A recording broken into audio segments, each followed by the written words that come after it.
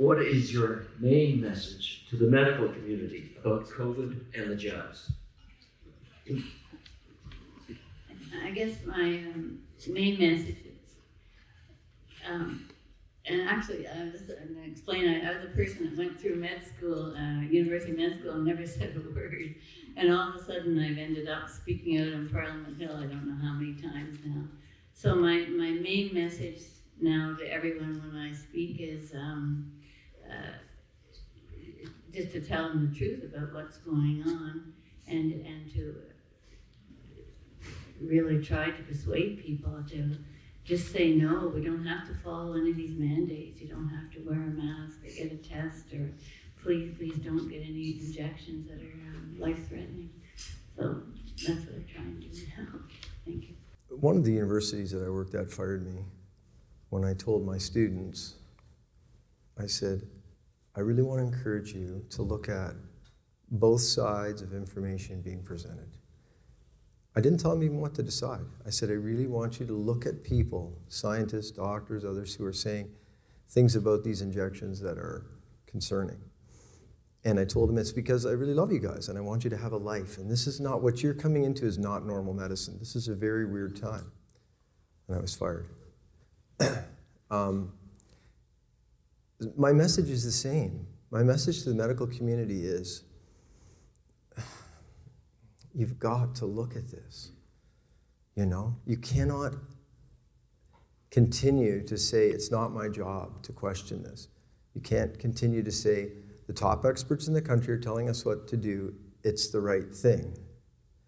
You've got to look at the science. If you only have 2 minutes, if that's all you're willing to dedicate, go back to the emergency use authorization of Pfizer and Moderna and look at the ingredients. Or better yet, go to the first 3-month clinical trial data released in March of 2021, which showed a much higher death rate within 3 months than the SARS-CoV-2 virus, with a mortality of less than 0.15 that caused no death among young people, and that if we had been allowed to treat it, would have had a mortality rate that would have been unnoticeable and made flus look bad. And doctors, like a lot of professionals, when you work in your little area, you get sometimes thinking you're too smart, right? So if all I do is trauma medicine, I can start to think I'm really smart because I know trauma medicine. But that doesn't mean I'm an expert on mechanics or geopolitics or what's going on at the World Health Organization or the business relationships between Bill Gates and the WHO or the 70+ patents that preceded COVID on COVID products. So I think doctors need to take a little bit of humility. You need to re-look at this thing, because if you take an honest look, you'll start in the science, and the science will lead you to many things, and you will realize that COVID is part of a war. It's part of a bigger agenda, and this agenda will kill your own grandchildren. You know, this agenda leads to, now, I'm not asking doctors to just jump out and accept this. I'm just warning you, you need to look into this. Because if the end point is a global dictatorship with dramatic reduction in the human population and the remaining humans essentially enslaved to a small group of global predators, then how are you protecting your future by going along with this, right? You're not, and you're by no means protecting your grandchildren. I valued the things I had.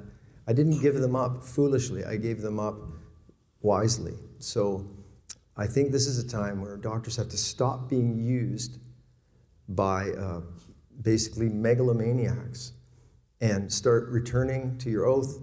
You need to stand up together against the college. When you're receiving your lawsuits for the injections that have harmed and killed people, you need to remember who coerced you was the medical regulators.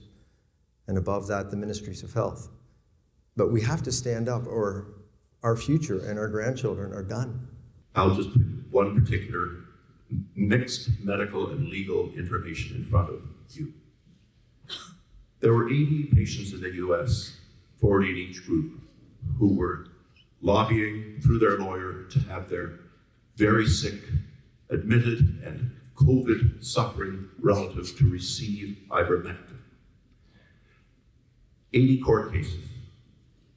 40 court cases were won by the appellants. The family won. They were able to go past the board of the hospital that was saying, no one may give ivermectin to this patient. It is against our hospital protocols. We won't let you do it. But in those 40 cases, the 40 litigants were successful. They were allowed to bring an outside doctor in. They were allowed to give ivermectin when it was day 6 or 7 and the PO2 was dropping down, and they were able to help their family member. Their family member got out of the hospital. 40 out of 40 survived.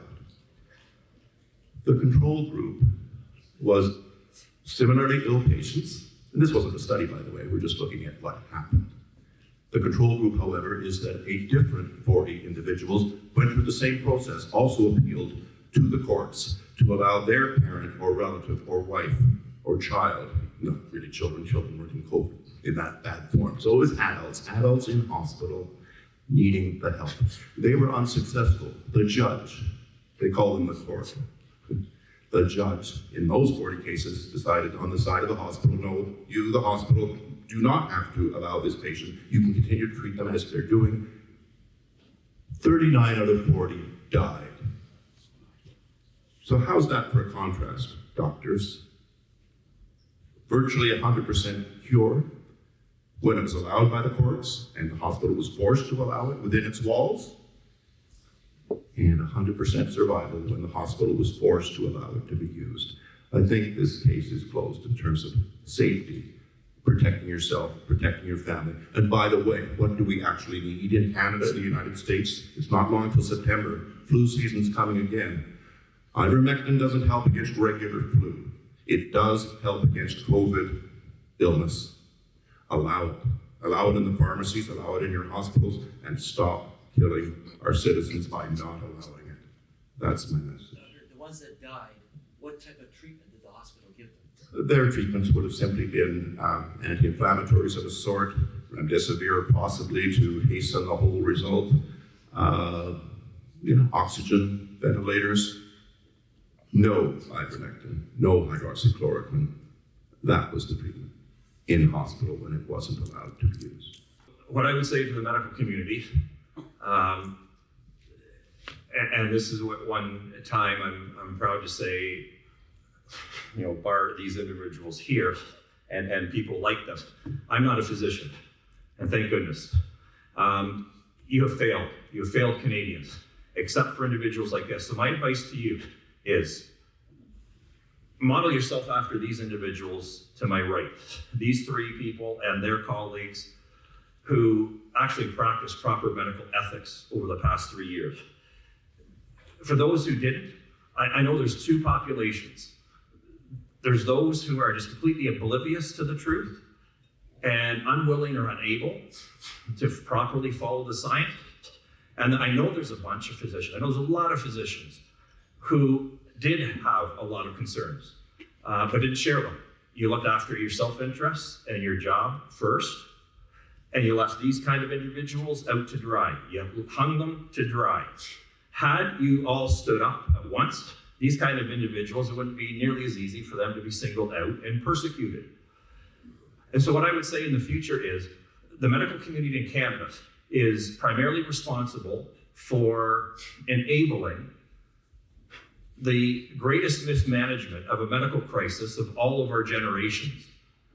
And this can't happen again in the future.